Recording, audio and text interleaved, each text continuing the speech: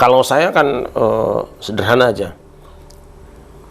Orang yang dianggap sebagai ulama besar di lingkungan satu madhab, apalagi katanya diberi gelar al-muqaddam itu karena selalu dikedepankan, paling depan di lingkungan madhab Syafi'i. Biasanya ulama itu ada di dalam kitab tabaqat mereka. Ada Tabaqatul Hanabilah. Jadi para ulama dari madhab Hambali dari semua generasi. Karena apa? Para guru akan kenal dengan muridnya. Iya. Murid kenal dengan gurunya.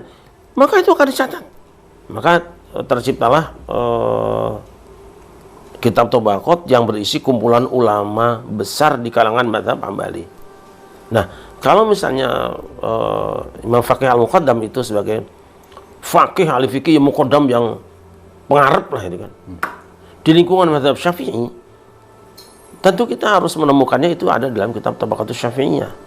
Kalau beliau berada di abad ke-3 ke-4 misalnya, maka pada kitab yang berikutnya di generasi setelahnya akan ada. Sekarang kita baca kitab Tabaqatus Syafi'iyah misalnya kayak As-Subki atau kayak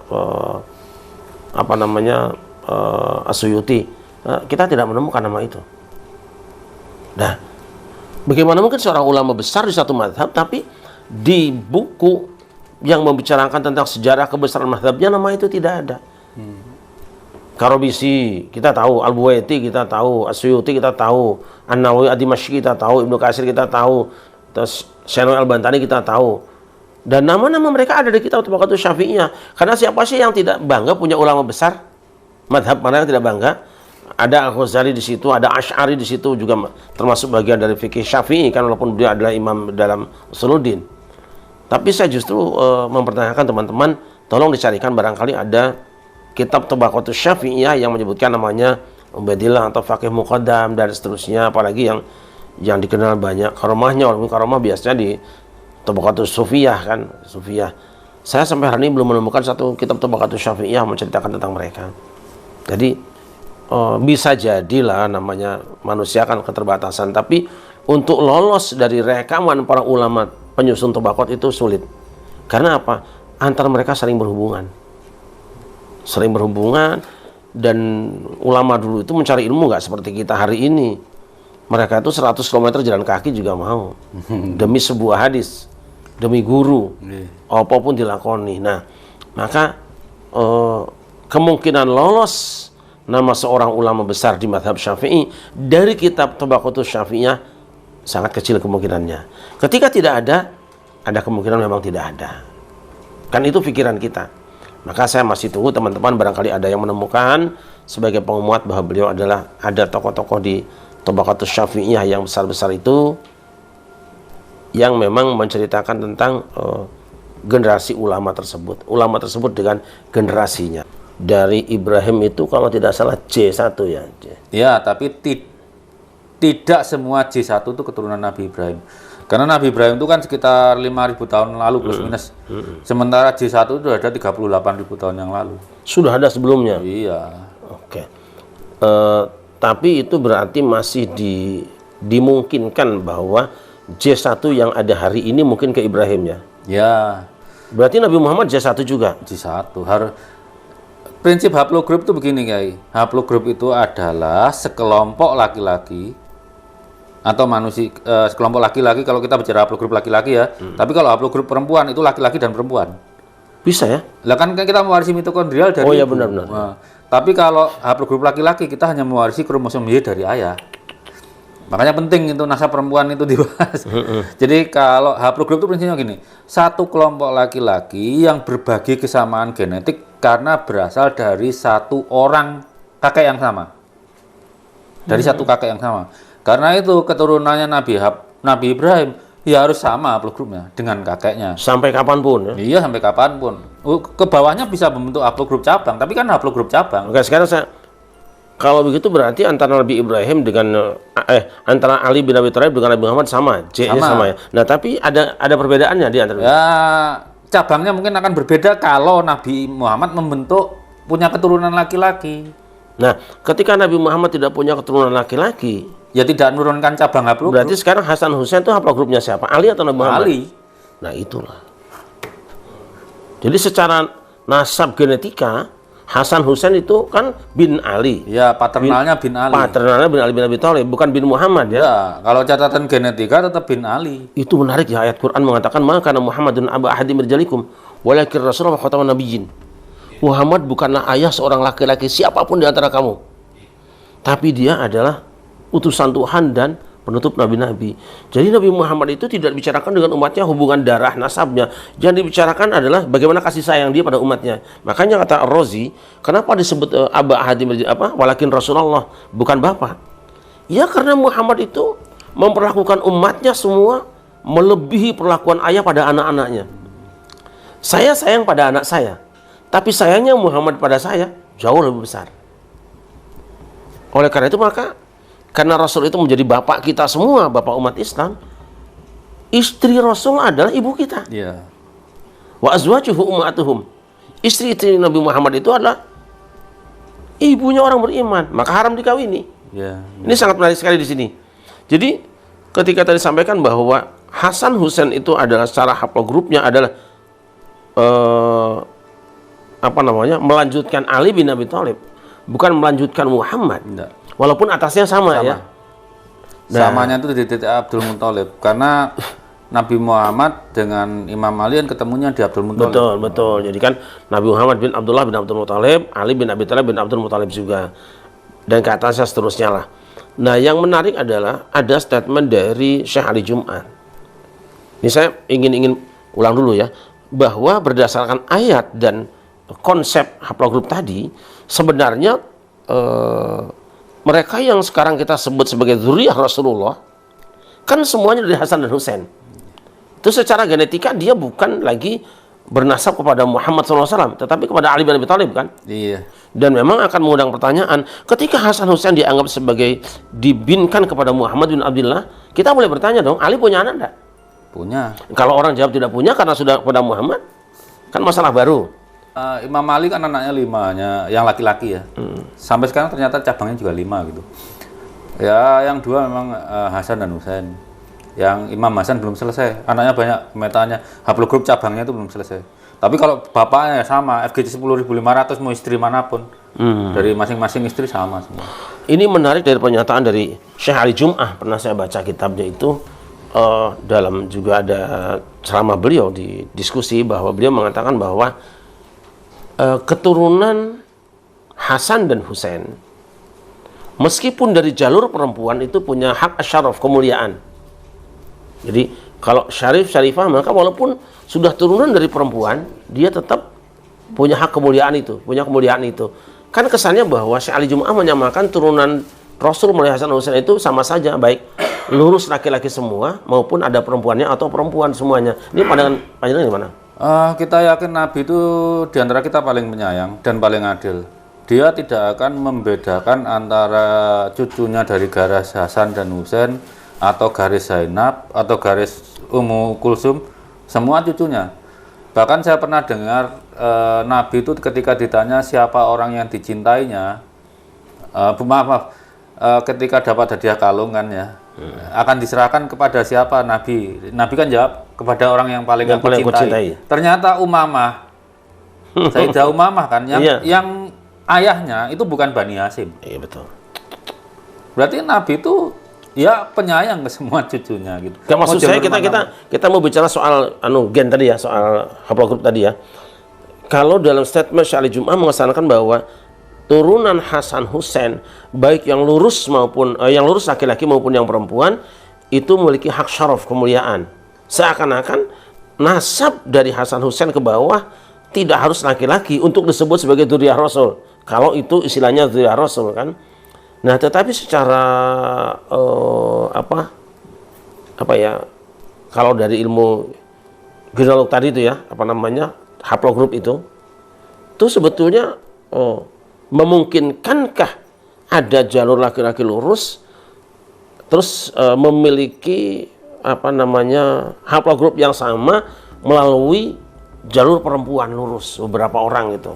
Kalau jalur perempuan lurus itu sayangnya tidak ada catatan, tapi paling panjang itu malah jalur perempuan lurus. Jadi dari Khadijah, kemudian ke Fatimah, kemudian Ummi Kulsum. Ummi Kulsum itu seingat saya punya anak Roqayyah. Roqayyah menikah 2 kali kan, yang suami pertama itu punya anak perempuan 1, suami kedua itu punya anak banyak, dan seingat saya perempuannya 2, jadi 3. Setelah itu kan gonjang-ganjing antara Umayyah dengan Abbasiyah itu tidak ada catatan lagi. Tapi setidaknya 5 generasi ini perempuan terus. Lurus perempuan. Lurus. Ya? Andai kata itu tercatat, ya itulah yang paling sahih durian Nabi Lawang, lurus lempeng soalnya. Gitu. Tapi lempeng perempuan ya. Lempeng perempuan. Nah itu, jadi kita akan sering mendengar bahwa nasab itu dinisbatkan kepada laki-laki, dan itu memang Quran ya. Ud'uhum li'abaihim. Panggil mereka dengan ayah-ayah mereka. Tetapi ada konsekuensi. Di surat yang sama, di surat Al-Ahzab, kan disebutkan maka Muhammadun aba ahadin min rijalikum. Tadi kan panggillah orang nasab lewat bapaknya. Muhammad bukan bapak seorang pun di antara kamu. Kan secara tidak langsung bisa kita pahami lah, sekilas yang gampang aja. Nabi Muhammad tidak punya anak laki-laki. Des oleh karena itu maka tidak ada seorang laki-laki pun yang berhak menisbatkan nasab kepada Nabi Muhammad. Kan seperti itu. Iya. Nah, sekarang kita cek misalnya, apakah haplogrupnya Hasan dan Husain?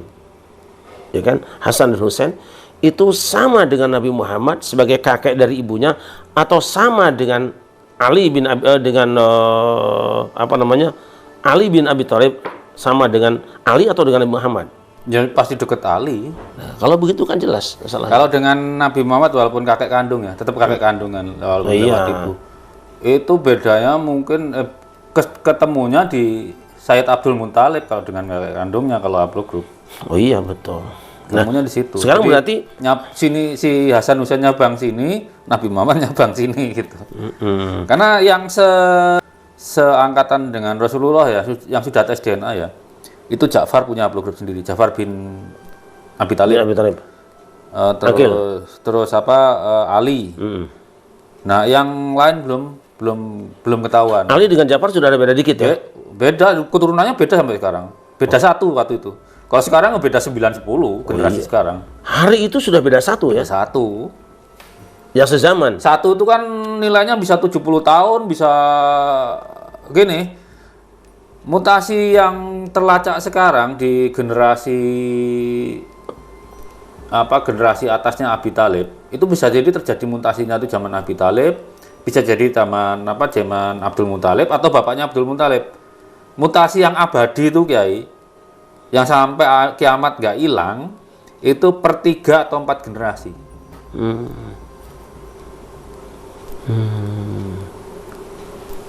Cuma segitu ya? Iya, tapi kan bisa buat ngitung.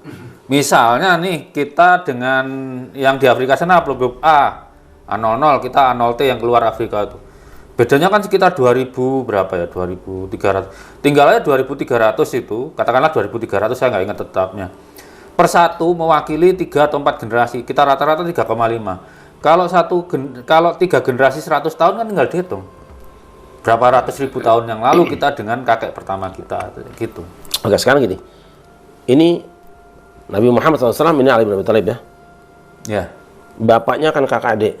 Bahnya 1. Ya. Nah, Nabi Muhammad dan Ali itu kan beda. Barangkali bisa diingat kode J1-nya berapa, Ali berapa, Muhammad. Nabi Muhammad nggak bisa, karena nggak punya anak laki-laki. Enggak, beliaunya sendiri lah. Ikut kakeknya. Kalau kayak gitu ikut kakeknya, karena kakeknya FGC 38703 kan. Imam Ali juga FGC 8703. Sama dengan Muhammad? Iya, karena dari kakek yang sama. Sekarang Hasan Husain berapa? Hasan Husain ikut Ali FGC 10.500.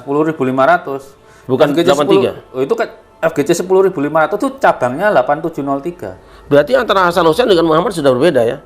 Sudah berbeda. Tapi lebih dekat mirip dengan Ali-nya? Ya pasti. Kalau misalnya Nabi Muhammad ini punya anak laki-laki, dia nggak akan ikut haplogrup FGC 10.500 karena itu miliknya Ali, bukan milik Muhammad. Gitu. Jadi gampangnya gini aja pemirsa ya. Ini Ali bin Abi Thalib bin Abdul Muthalib. Iya. Muhammad bin Abdullah bin Abdul Muthalib. Iya. Dari Abdul Muthalib pecah jadi 2. Iya. Itu pasti ada beda sedikit ya? Ada. Sudah ada pergeseran. Begitu turun dari Abu Thalib ke Ali, itu udah bergeser. Dari Abdullah ke Muhammad geser kan? berarti otomatis antara Ali dengan Muhammad sudah agak jauh dong. Iya, kalau sekarang umpama katakanlah Rasulullah punya anak laki-laki, bedanya makin jelas lagi karena keturunan Imam Hasan dengan keturunan Imam Husain aja beda mutasinya itu sekitar 9 sampai 12. Nah, oke, kalau itu ketahuan banget nih. Ini Muhammad dan Ali sudah beda. Ya. Anggap saja ini A, ini B. Ya kan? Anggap agak A100, A101 misalnya atau sebaliknya. Nah, anak dari Ali bin Abi Thalib ini tentu sudah mulai menjauh berbeda dengan Rasulullah ya. Iya.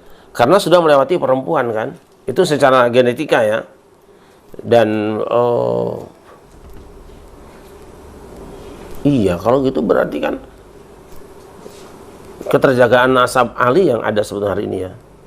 Kalau saya sih memandang gini, kayak semua durian Nabi, mau jalur manapun tuh sederajat. Tidak ada keturunan Hasan atau Husain tuh lebih tinggi derajatnya dibanding keturunan Ummi Kulsum atau keturunan Zainab. Mereka tetap cucu Rasulullah. Secara genetika darah apa namanya? Itu gimana itu? Nah itu sudah susah. Makanya orang cari gampangnya karena ibunya Hasan dan Husain ini Fatimah. Tapi penanda genetik yang bisa dipakai punya Imam Ali. Iya bapaknya. Kan? Iya, yang dipakai jalur panjang itu. Tetapi kan kita nggak boleh merendahkan misalnya keturunan Hasan Husain yang lewat garis perempuan. Kan itu nggak mewarisi kromosom di Imam Ali. Tetap itu kalaupun hidup di zaman disatukan di hidup zaman yang sama, Nabi yang tetap dilarang menikahi mereka karena itu cucunya. Saya yakin Nabi akan bersikap adil ke cucu-cucunya. Ya. Mau lewat jalur manapun, itu tetap cucunya. Nggak akanlah Nabi itu mengingkari cucunya. Iya, ya saya kira iya. Kalau dalam kajian riwayat atau hadis itu kan ada jarah wa ta'dil yang selalu berubah-ubah lah. Misalnya penetapan sebuah hadis itu sahih, Al-Bukhari punya konsep sendiri. Muslim sebagai muridnya menemukan juga teori sendiri. Dan umat Islam hari ini menerima dua-duanya. Walaupun mungkin yang ada dalam Sahih Muslim, kalau diukur dengan tes DNA-nya silsilah mustalah hadis Bukhari, dia nggak akan lulus.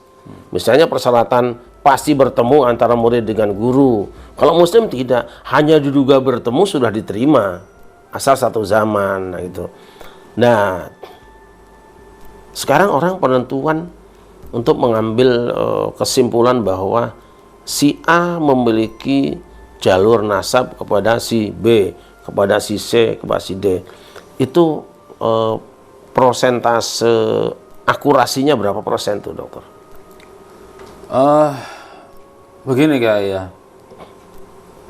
Ketika orang dinasabkan tuh yang penting tidak tertolak dulu secara genetik gitu. Jadi gini, kalau misalnya keturunan Nabi Ibrahim, misalnya cabang Sayyid Adnan dengan cabang Nabi Harun, maka jarak genetiknya harus ketemu kakek yang umurnya kurang lebih 5.000. Bagaimana kalau misalnya ketemu umurnya 70.000? Ya otomatis tertolak. Dalam keadaan serba belum pasti dulu, itu kita tolak dulu yang tidak mungkin. Nanti akan ketemu yang mungkin-mungkin, baru kita kerucutkan terus-menerus. Setelah misalnya tinggal J1 dan J2 gitu ya, yang mungkin karena kakek bersamanya semua dengan Nabi Ibrahim, kita hitung laju pertambahan populasi dari zaman Nabi Ismail sampai sekarang. Misalnya per laki-laki itu ternyata punya anak rata-rata 1,3. Ya kita pakai logaritma sampai kira-kira zaman Nabi Ismail 5.000 tahun lalu, benar nggak kakeknya itu masih lebih dari 1? Tapi kalau 3.000 tahun lalu tinggal 1 orang, ya kita gugurkan. Kemungkinannya jadi kecil gitu. Ilmu pengetahuan itu kan pakai pendekatan, bukan memastikan. Iya, betul. Tapi kalau tertolak itu menurut saya sudah pasti tertolak. Tapi kalau mungkin kita pilih yang paling mungkin. Paling dekat ya? Iya. Kenyataannya sekarang ya Nabi Ibrahim anaknya berapa? Kalau nggak salah 12 atau berapa ya dari 4 istri. Itu sampai hari ini yang tes DNA 5 cabang itu. Apakah itu dari cucunya atau anaknya kita belum tahu. Bisa jadi pembentukan cabangnya itu, tapi ternyata dari 2 cabang ini Nabi Ismail dan Nabi Ishak yang secara tradisi lisan ya banyaknya, Kan Bani Ismail tuh nggak nyatet nasab loh, Mas. Iya. Cuma mereka ingat kakek pertama kami Tamim, misalnya kakek pertama kami Otaibi gitu. Itu secara tradisian Bani Ismail. Ternyata cabang ini ketemu di kakek bersama 4.600 tahun yang lalu. Nah, bagaimana kalau ternyata yang katakanlah Nabi Harun punya yang haplogrup G sama dengan Ba'alawi gitu. Dihitung nih perbedaannya. Loh, ketemu kakek bersamanya 20.800 tahun yang lalu. Menurut Kiai masuk akal nggak Nabi Ibrahim 20.000? Sangat tidak mungkin ya. Nggak mungkin. Sama itu haplogrupnya G, sama-sama G. Tapi jam di tubuh mereka jam perjalanan sejarah dengan kakek terakhir mereka yang sama itu 20.800 tahun yang lalu. Kita tolak. Dalam pendekatan masih proses gini, kita dulu kan menolak. Makanya saya setuju NU itu tes DNA bisa buat nolak nasab. Kalau memastikan butuh banyak tambahan data. Seperti tadi, ternyata ketemu 2 haplogrup yang sama-sama kayak bersamanya 40.800 tahun yang lalu. Terpakai kita persamaan matematika menggunakan laju pertambahan populasi dari Nabi Ismail dulu. Uji tes DNA itu memberikan jaminan kepastian ya bahwa si A adalah turunan si B berdasarkan ini. Itu nilai akurasinya itu pasti benernya itu berapa persen tuh ya? Kalau saya bilang begini, ketika ada 10.000 mutasi ya, yang tidak terbaca itu paling cuma 1. Berarti bisa di atas 90% kan? Cuma begini Kiai, misal ya A, B, C, D ini berurutan kakek dan cucu gitu ya. Yang tengah ini nggak kebaca. Bukan berarti nggak ada loh ya, nggak kebaca. Tapi bapaknya ada, cucunya ada. Bisa ketemu masih. Ketemu. Dan itu pasti akurat. Pasti akurat. Oke, kalau begitu begini. Karena itu haplogrup itu bukan ditandai satu mutasi. Jadi kalau keturunan Nabi Ibrahim, maka dari Nabi Ibrahim ke bapaknya sampai Adam harus ketemu. Walaupun mungkin hilang kebaca 1, 2. Tapi kalau misalnya 2.000 mutasi nggak kebaca satuan, cuma keloncat 1 aja. Nah, untuk sekarang ini, kira-kira berapa persen ya nilai akurasinya? Kan belakangan panjenengan menetapkan bahwa para Habib itu, Ba'alawi itu mustahil keturunan Nabi Muhammad ya, karena Ibrahim juga tidak, kan gitu. Nah itu secara ilmiah itu akurasinya ya, pasti benarnya itu berapa persen kira-kira? Kalau penolakan saya bilang sampai 100%. Untuk ya? penolakan loh ya. Iya. Karena datanya hari ini nggak mendukung. Saya menemukan dengan Kohanim sesama haplogrup G, kakek bersamanya 20.800 tahun yang lalu. Dan Bani Tamim yang kebetulan ada haplogrup G. Bani Tamim ini haplogrup J1 ada, G ada. Yang J1 cocok, mereka ketemu dengan keluarga Nabi Muhammad di Sayyid Anan. Hitungan waktunya cocok. Tapi Bani Tamim yang haplogrup G dengan Ba'alawi yang haplogrup G, kakek bersamanya kapan? 14.800 tahun yang lalu. Itu masuk akal nggak itu Sayyid Anan? Iya, ya. Antara Sayyid Anan dengan Nabi Muhammad jaraknya berapa? Cuma 21 generasi. Ya, ini saya kira artinya panjenengan yakin bahwa Habaib itu bukan cucu Rasulullah? Garis laki-laki bukan. Tapi kalau garis lain saya nggak bisa memastikan. Karena? Ya bisa aja dari jalur perempuan kan bisa kan. Misalnya neneknya entah keberapa Syarifah. Apa tidak bisa dikorek itu lewat DNA? Oh, cuma maksimal 8 generasi ke atas itu pun kalau ada sepupunya. Itu udah nggak bisa ya? Nggak bisa. Tapi kalau jalur laki-laki karena sifatnya non rekombinan, saya pikir udah nggak mungkin mereka keturunan Nabi Ibrahim udah nggak mungkin.